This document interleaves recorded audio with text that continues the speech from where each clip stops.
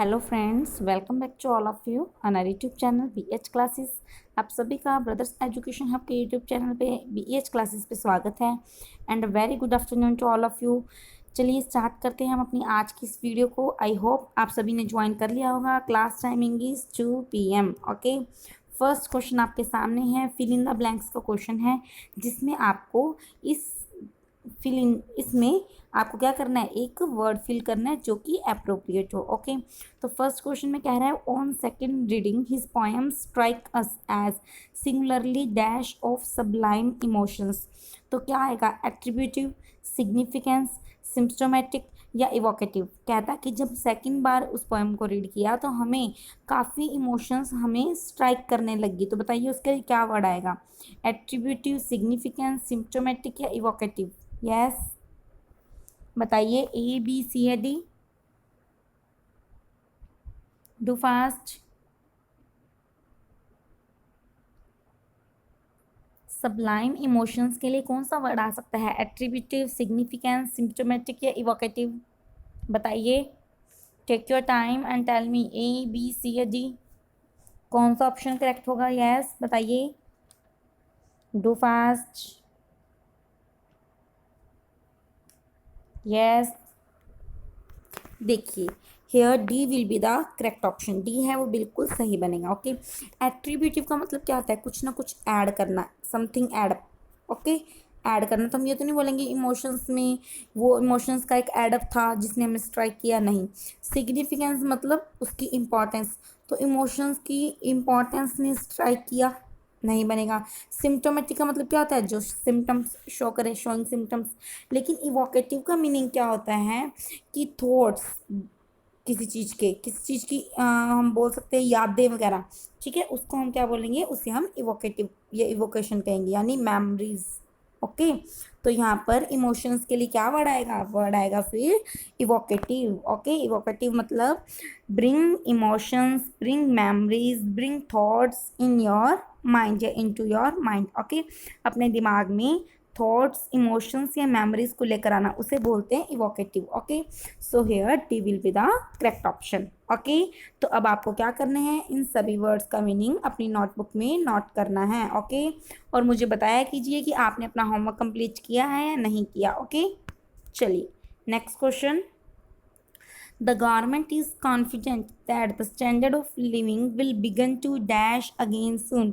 क्या था, गवर्नमेंट पूरी तरह से कॉन्फिडेंट है कि जो जीवन का स्टैंडर्ड है, स्टैंडर्ड ऑफ लिविंग है, वो वापस से क्या होगा, रिवाइव होगा, लिफ्ट होगा, फ्लॉरिश होगा या राइज होगा। यस, ABC या D, बताइए, ABC या D, डू फास्ट। और आप जितने भी पर्सन इस वीडियो से जुड़ चुके हैं, इस वीडियो को थम्स अप दे दें, लाइक कर दें इस वीडियो को एंड शेयर कर दें इस वीडियो को। बताइए, ABC या D। यस,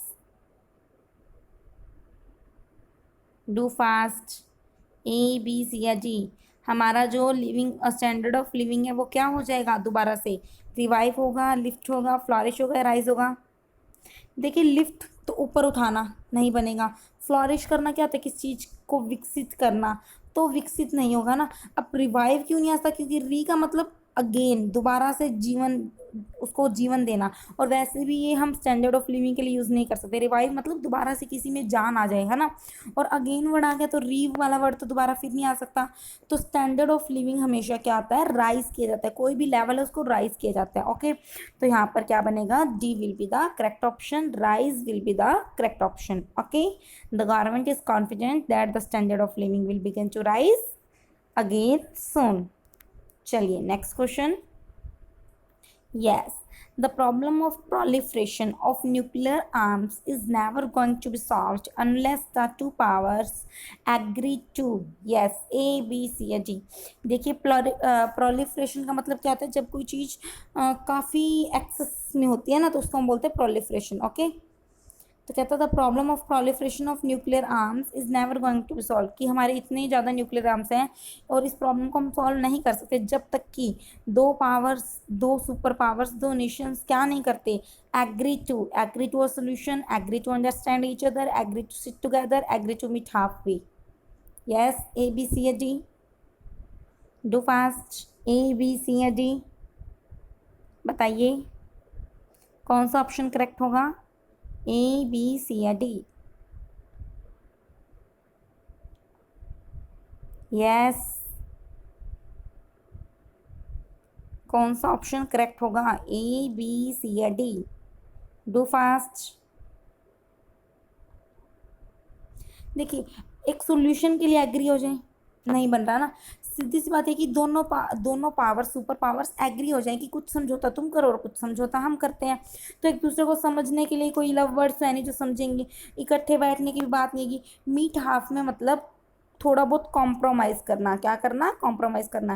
कहता जब तक दो सुपर नेशंस कॉम्प्रोमाइज़ नहीं करती, कॉम्प्रोमाइज़ करने के लिए एग्री नहीं होती, तब तक इस प्रॉब्लम को सॉल्व किया नहीं जा सकता। तो एक इडियम होती है मीट हाफ वे, जिसका मतलब होता है आधा रास्ता तुम चलो, आधा रास्ता हम चलेंगे, यानी कॉम्प्रोमाइज़ कर लो। Okay, so D will be the correct option, D will be the correct option. Okay, D है वो बिल्कुल सही होगा। चलें आगे। Yes. Next question is, everyone was dashed by surprise when she announced her plan to marry that boy.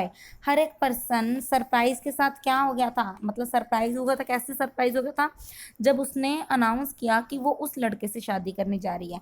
तो everyone was moved, everyone was shaken, everyone was taken, everyone was prevailed by surprise when she announced her plan to marry that boy. Yes, A B C या D?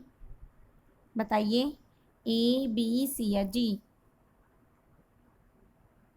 Tell me which one is the correct option, कौन सा option सही होगा, ए B C या D?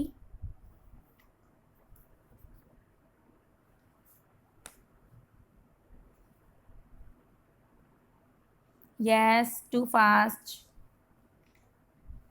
देखिए, ये क्या होता है कि हम बोलते हैं शॉक्ड हो जाना, उसके लिए एक ईडियम होती है या फिर आप फ्रेज कह सकते हैं, taken by surprise. Okay, taken by surprise मतलब शॉक्ड रह जाना। ओके, तो उसको हम बोलते हैं टेकन बाय सरप्राइज, यानी शॉक्ड रह जाना। तो कहता जब उसने अनाउंस किया कि वो उस लड़के से शादी कर रही है, तो हर एक person moved by surprise, surprise के कारण हिल गया, ये नहीं बोलेंगे सरप्राइज के कारण शेकन हो गया, टेकन बाय सरप्राइज होता है। Okay, so here C will be the correct option. Okay, next question, the arguments, the dash arguments put forth for not disclosing the facts did not impress anybody.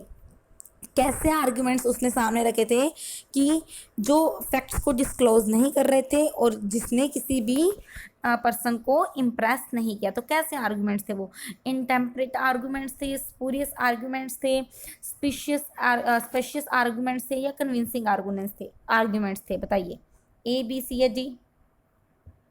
Yes, A B C या D?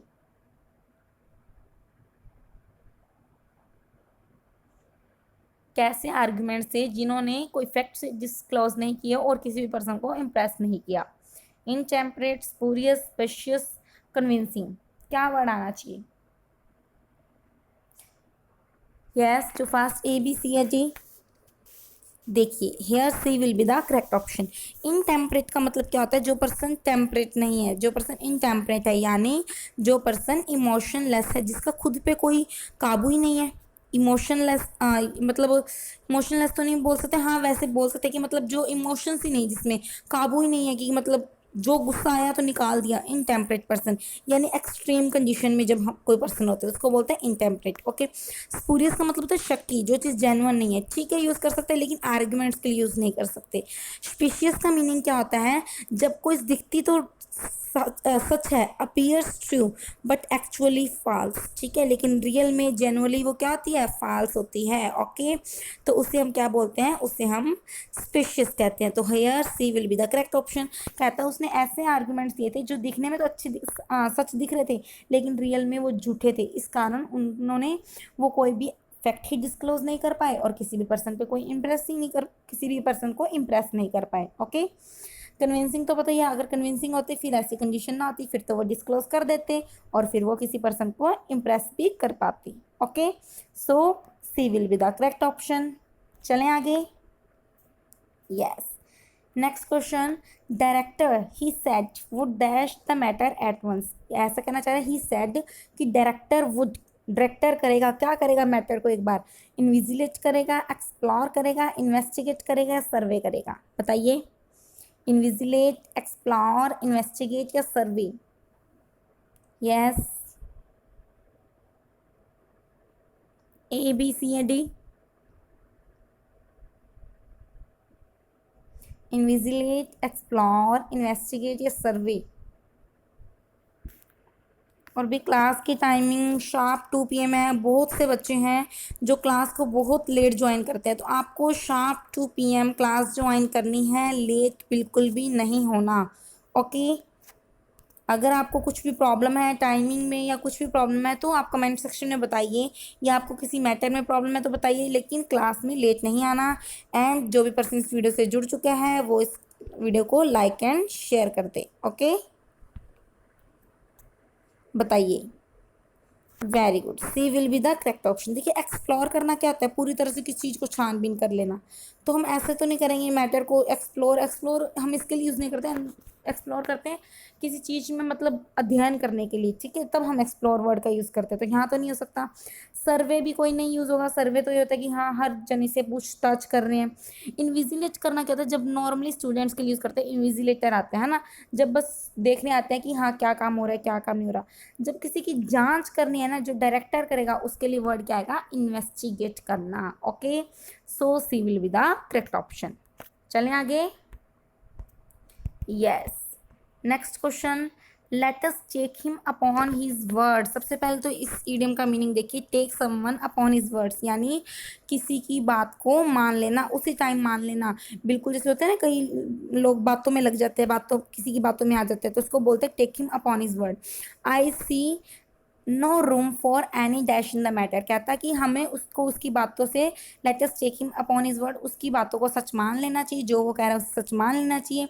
आई see no room, मुझे कोई भी जगह नहीं दिखाई देती। यहाँ पर रूम का मतलब कमरा नहीं है, मुझे कोई भी जगह नहीं दिखाई देती कि इस मैटर में कुछ होगा। क्या होगा इस मैटर में, डुप्लिसिटी, डेविएशन, सिनिसिज्म या difference. Yes, A B C या डी। बताइए, ए बी सी या डी। Yes, too fast. बताइए भी, ए बी सी या डी, कौन सा ऑप्शन सही होगा। मुझे मैटर में क्या नहीं दिखाई देता कोई, डुप्लिसिटी, डेविएशन, सिनिसिज्म या difference. Very good, A will be the correct option. देखिए, डुप्लिसिटी का मीनिंग क्या होता है, कल भी देखा था हमने। डुप्लिसिटी यानी कुछ ना कुछ धोखा, है ना। क्या था, मुझे नहीं लगता कि इस बात में, इस चीज में कोई ना कोई धोखा हो रहा है ना, डुप्लिसिटी हो रही है। So A will be the correct option. Deviation क्या होता है, हट जाना, तो मैटर में डेविएशन की कोई बात नहीं की जाएगी। सिनिसिज्म का मतलब क्या होता है, आप सनकी से हो, आपको मतलब एक मन में आपके ये बिलीव रहता है कि हाँ सामने वाला पर्सन डिसऑनेस्ट है, सामने वाला पर्सन गलत कर रहा है। ओके, तो वो सिनिसिज्म होता है, और वो खुद के लिए यूज़ करेंगे, है ना। डुप्लिसिटी मैटर के लिए यूज़ करेंगे। ओके, डिफरेंस होना तो यूज़ ही नहीं होगा, तो हमें कन्फ्यूजन हो रही थी सिनिसिज्म एंड डुप्लिसिटी में। सो यहाँ पर क्या बनेगा, A will be the correct option. Okay, next question, take possessions of the records immediately, lest they should be dashed with, they should be tampered with, they should be destroyed with, they should be manhandled with, they should be mishandled with, A B C या D। yes, बहुत अच्छा question है। तो take possessions of the record कहता है उस record पे अपना अधिकार जमा लो, उस रिकॉर्ड्स को, उन रिकॉर्ड्स को संभाल लो जल्दी से जल्दी। लेस्ट, आपको ये बताया हुआ है कि लेस्ट के बाद में शुड आता है और नॉट नहीं आता। Lest they should be dash with, नहीं तो कहीं क्या ना हो जाए, वो टेम्पर्ड विद ना हो जाए, वो डिस्ट्रॉयड विद ना हो जाए, वो मैन हैंडल्ड विद ना हो जाए, या वो मिस हैंडल्ड विद ना हो जाए। बताइए, ए बी सी या D. Yes, A B C या डी, कौन सा ऑप्शन करेक्ट होगा, बताइए। And if you are enjoying this session then you have to do like and share. Okay, अगर आप इस सेशन को इंजॉय कर रहे हैं तो आपको क्या करना है, इस वीडियो को लाइक करना है एंड अपने सभी फ्रेंड्स के साथ शेयर करना है। ओके, और अब मुझे बताइए कौन सा ऑप्शन करेक्ट होगा। देखिए, रिकॉर्ड्स को डिस्ट्रॉय हम बोलेंगे उनको आप पोजेशन ले लो, नहीं तो वो डिस्ट्रॉयड विद ना हो जाए। और वैसे भी डिस्ट्रॉयड के साथ विद हमने कभी भी नहीं सुना, नहीं बनेगा। मैन हैंडल तो मतलब होता है कि कोई पर्सन उसको संभाल ले, तो ये तो बिल्कुल भी नहीं बनेगा। मिस हैंडल करना होता है जब हम स्किलफुली किसी चीज़ को यूज़ नहीं कर पा रहे, तो वो भी नहीं आएगा। टैम्पर करना क्या होता है, इंटरफेयर करना, छेड़छाड़ करना, तो यही बोलेंगे कि उन डॉक्यूमेंट्स को, उन रिकॉर्ड्स को संभाल लो, नहीं तो कोई ना कोई पर्सन उसके साथ क्या करेगा, उसमें इंटरफेयर करेगा, कुछ ना कुछ गलत मीन्स से उसका यूज़ करेगा। ओके, और टैम्पर के साथ में विद प्रेपोजिशन का यूज़ किया जाता है। टैम्पर्ड विद यानी इंटरफेयर करना। Okay, so here A will be the correct option. Have you all understood? चले आगे। Yes. Next question is, your case is so unique that I am not getting any dash to spot it. Yes, बताइए। कहता आपका case इतना unique है कि मुझे कोई भी क्या नहीं मिल रहा कि मैं इसको स्पॉट करूँ। ध्यान से करना, इसमें कन्फ्यूज़न होगी। कोई भी रीज़न नहीं मिल रहा, कोई भी हेल्प नहीं मिल रही, कोई भी हैपनिंग नहीं मिल रही, कोई भी प्रेसिडेंट नहीं मिल रहा। बताइए ए बी सी या D? Yes, A B C या D, which one is the correct option? बताइए क्या होगा? Yes, too fast.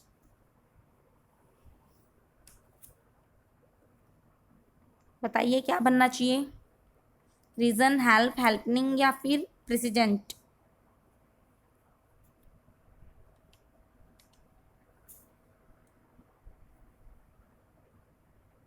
देखिए, हमें लग रहा होगा सबसे पहले हेल्प और हेल्पनिंग में तो कुछ, हैपनिंग में तो कोई आपको नहीं लग रहा होगा ना। बचे हमारे पास ऑप्शंस रीज़न एंड प्रेजेंट। आपको लग रहा होगा कि आपका केस इतना यूनिक है कि मुझे कोई रीज़न नहीं मिल रहा कि मैं इसको स्पॉट करूँ। ठीक है, ठीक है, वैसे इतना कोई बुरा ऑप्शन नहीं है, लेकिन उससे अच्छा ऑप्शन हमारे पास क्या पड़ा है? प्रेसिडेंट। प्रेसिडेंट यानी मतलब आपको कुछ ऐसा एक कुछ सिम्टम्स कुछ मिले कि हाँ आप इसे किस चीज़ को स्पॉट करने के लिए, स्पेशली वर्ड ही उसके लिए यूज़ होता है। एक सेकेंड। यस, स्पेशली वर्ड उसी के लिए यूज़ करते हैं कि जब आपको एक एक आपको पहले से एक एग्जांपल होता है या एक चीज़ होती है जिसको देखकर आपको लगता है कि हाँ मुझे इसको स्पॉट करना चाहिए या फिर मुझे इसको फॉलो करना चाहिए। ओके, तब हम यूज़ करते हैं प्रेसिडेंट वर्ड का यूज़। और यहाँ पर भी किसकी बात हो रही है? स्पॉट करने की बात हो रही है, फॉलो करने की बात हो रही है। तो फिर हम क्या यूज़ करेंगे? हम यहाँ पर वर्ड यूज़ करेंगे प्रेसिडेंट। ओके, रिजर्व हम यूज़ नहीं करेंगे। अगर हमारे पास प्रेसिडेंट वर्ड ना होता तब हम बोल सकते थे कि एक रीज़न नहीं है इसको स्पॉट करने के लिए, लेकिन अगर हम बोलेंगे कोई भी मुझे प्रेसिडेंट ही नहीं मिल रहा, I am not getting any president, reason नहीं मिल रहा ये नहीं बोलेंगे, I am not getting any president, मुझे कोई ऐसा एग्जाम्पल नहीं मिल रहा, कोई ऐसा सिम्टम्स कुछ भी ऐसा नहीं मिल रहा कि मैं इसको स्पॉट करूँ। Okay, so D will be the correct option. Okay, चलिए next question, and this is our last question. Sharing heavy responsibilities with colleagues doesn't involve loss of prestige or dash nor the authority of an institute's head।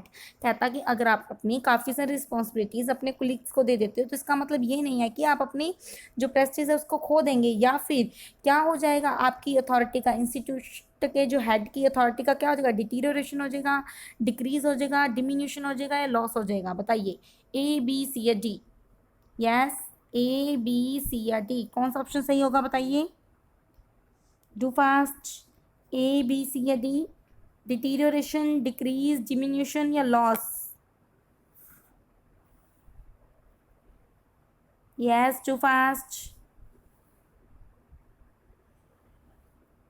क्या बनना चाहिए? Deterioration, decrease, diminution या loss?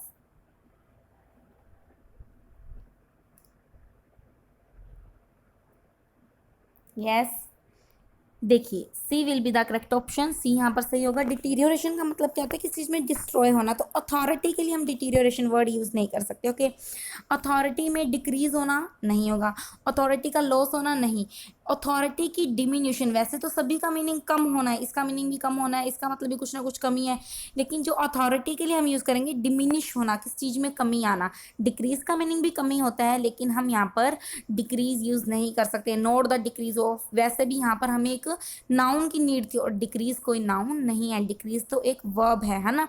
तो हम क्या use करेंगे, diminution. Diminution यानी किसी चीज़ में कमी, और डिक्रीज मतलब कम करना। Okay, so C will be the correct option, C है वो बिल्कुल सही बनेगा।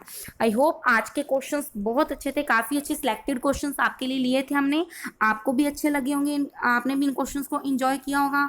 अगर आपने इन क्वेश्चंस को एंजॉय किया तो आपको इस वीडियो को क्या कर देना है, लाइक करना है एंड शेयर करना है। और अगर आपने अभी तक चैनल को सब्सक्राइब नहीं किया तो सबसे पहले चैनल को सब्सक्राइब कीजिए, बेल आइकन को प्रेस कीजिए। ओके, अब चलते हैं हम अपने वोकैब सेशन पे। ओके,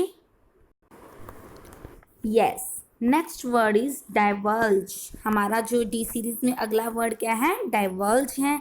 इससे पहले आपको A B and C and D का भी काफ़ी पार्ट आपको कवर अप करवा दिया है, वो आपको हमारे चैनल पे मिल जाएगा। अदरवाइज आप डिस्क्रिप्शन बॉक्स को ओपन करेंगे तो वहाँ पर लिंक मिल जाएगा आपको, लाइन वाइज आपको जो वोकैब सीरीज मिल जाएगी, पार्ट 1, पार्ट 2, पार्ट 3, इस तरह से। ओके, लगभग हमने 21 पार्ट्स कवर अप कर लिए हैं, जिसमें हमने A B and C and D का भी कुछ पार्ट कवर अप कर लिया। ओके, सो आप उन वीडियोस को भी जरूर देखिए और अपने वोकैब को इन्हेंस कीजिए। ओके, अब वर्ड है हमारे पास डाइवर्ज। देखिए, डाइवर्ज करना क्या होता है, खोल देना, किसी चीज़ को उजागर कर देना, सामने ले आना। ओके, उसे बोलते हैं डाइवर्ज करना, यानी रिवील करना। क्या करना, रिवील करना। तो सिनोनिम क्या हो जाएगा, डिस्क्लोज करना, किसी चीज़ के सामने लाना, एक्सपोज करना। ओके, एंटोनिम्स देखिए, कंसील छुपाना, हाइड छुपाना, कीप रखना, सीक्रेट छुपाना। ओके, तो डाइवर्ज मतलब सामने लेकर आना, किस चीज़ को एक्सपोज करना। Okay, and conceal, hide, keep, secret means किस चीज़ को छुपाना। ओके, सेंटेंस देखिए, the murderer was arrested and compelled to divorce the reality. कहता उस हत्यारे को क्या कर लिया गया, अरेस्ट कर लिया गया और उसको कंपेल किया गया, उसको इंसिस्ट किया गया कि वो रियलिटी को डाइवर्ज कर दे, रिवील कर दे, सामने ले आए। Okay, next word is docile. बहुत बार कर चुके हैं डोसाइल। डोसाइल कौन होता है, जो पर्सन मीक है। क्या है, जो पर्सन मीक, दब्बू है, किसी का कहना बहुत जल्दी मान लेता है, एग्रीएबल पर्सन है, उसे हम क्या कहते हैं, डोसाइल। यानी इजली मैनेज है, जो इजली मैनेज हो जाता है उसे हम डोसाइल कहते हैं। मीक होना, ओबेजेंट होना, सबमिसिव होना, सब सर्वाइल होना, सर्वियंट होना, डोसाइल, एग्रीएबल, ठीक है। और आप बोल सकते हैं कंसेंटेबल, जो आपकी बात को मान लेता है। ओके, काफ़ी सारे सिनोनिम्स हमने किए थे, आप प्रीवियस वीडियोस चेक कीजिए, उनमें आपको मिल जाएंगे। एंटोनिम्स देखिए, इनफ्लेक्सिबल। फ्लेक्सिबल कौन होता है, जिसको हम अपने अकॉर्डिंग चेंज कर सकते हैं, इनफ्लेक्सिबल चेंज नहीं कर सकते। Manageable, unmanageable.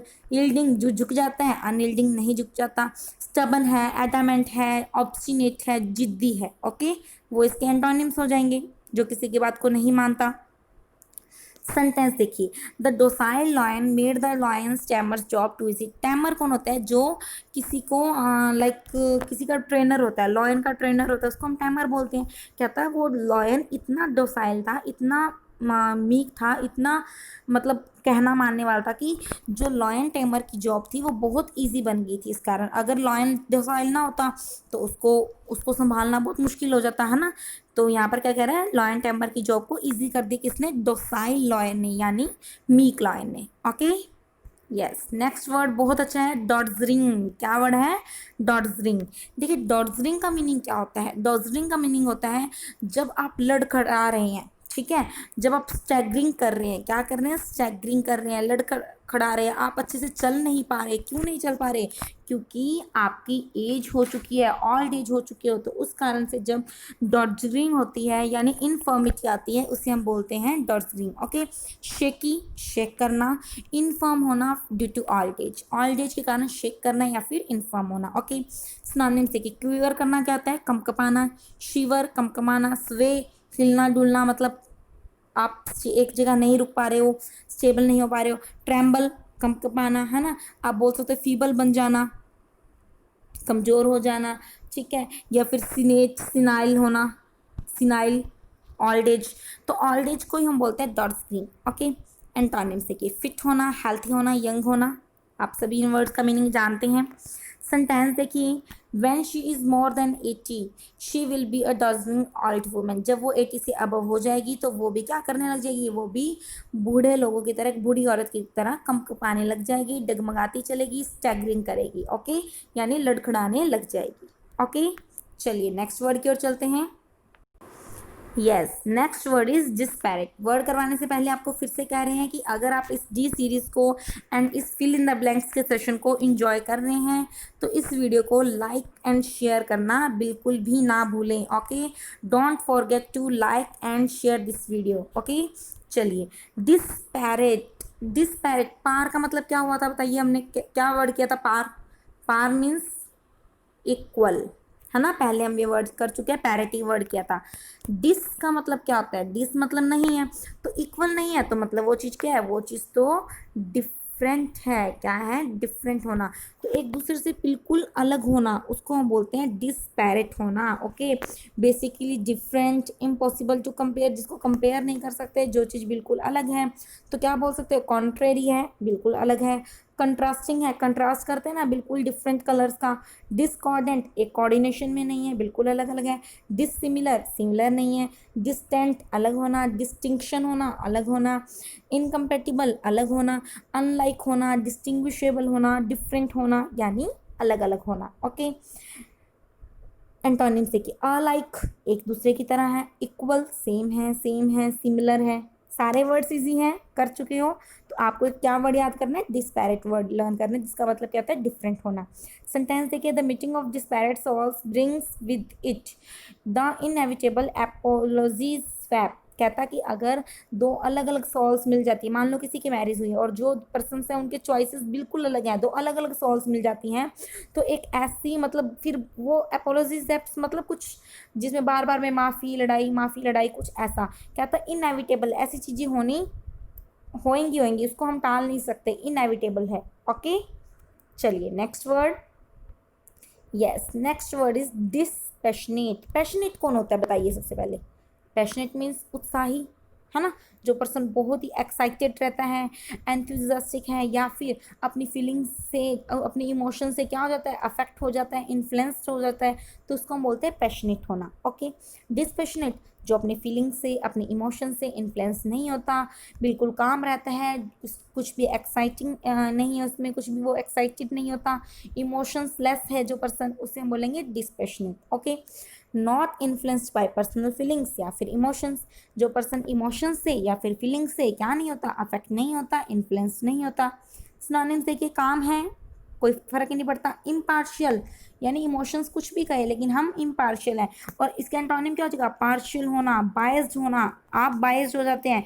मान लो कि कोई आपका नोन है तो आपको इमोशंस आपकी काम करगी और आप उसकी हेल्प करेंगे तो आप तो पार्शियल बन गई, आप तो बायस्ड हो गए, आप तो पैशनेट हो चुके हो, इमोशनल हो चुके हो, एक्साइटेड हो चुके हो। लेकिन इम्पार्शियल होना, काम होना, कंपोज होना, डिसपैशनेट होना, इमोशन लेस होना। ओके, यानी आप अपने आप को किसी भी फीलिंग से इन्फ्लुएंस नहीं करते, पक्षपात नहीं करते, अनबायस्ड पर्सन हो। ओके, सेंटेंस देखिए, Miller has been able to watch the action in the first week from a relatively dispassionate view point.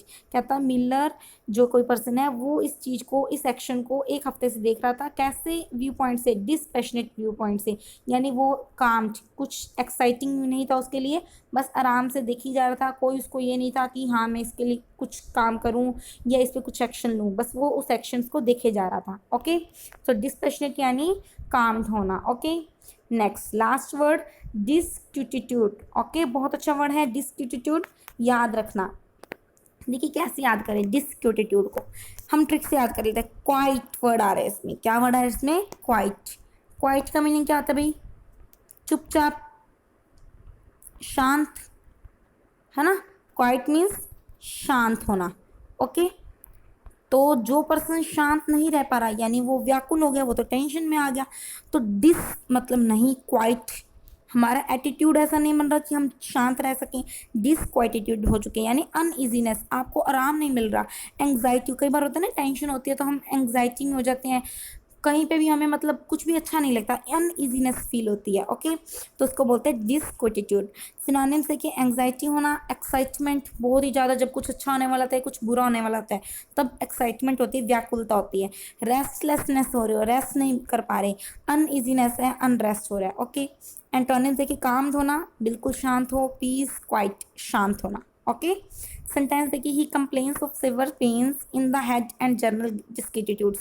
कहता वो कह रहा था कि मेरे हेड में बहुत पेन हो रहा है और मेरे को जी घबराना, जैसे एंग्जाइटी हो रही है, व्याकुलता हो रही है, डिस्क्विएट्यूड फील हो रहा है। ओके, सो ये थी हमारी आज की वीडियो। आई होप आपने इस वीडियो को बहुत अच्छे से एंजॉय किया होगा और इन वर्ड्स को अच्छे से लर्न किया होगा। अगर आपको वर्ड्स लर्न नहीं हुए हैं तो आप इन वर्ड्स को दोबारा से देखिए इस वीडियो को, एंड इन वर्ड्स को नोट डाउन कर लीजिए अपनी नोटबुक में। जो भी वर्ड्स आपके लिए न्यू हैं, आपके लिए हार्ड हैं, उन वर्ड्स को नोट डाउन जरूर कीजिए। एंड अगर आपने इस वीडियो को एंजॉय किया है तो इस वीडियो को लाइक कर दीजिए एंड शेयर कर दीजिए। ओके, एंड प्लीज़ चैनल को सब्सक्राइब कर लें, बेल आइकन को भी प्रेस कर लें, और सबसे इंपॉर्टेंट प्लीज़ घर पे रहिए, घर से बाहर बिल्कुल भी नहीं निकलना। Thank you so much, take care और योर सेल्फ, बाय बाय।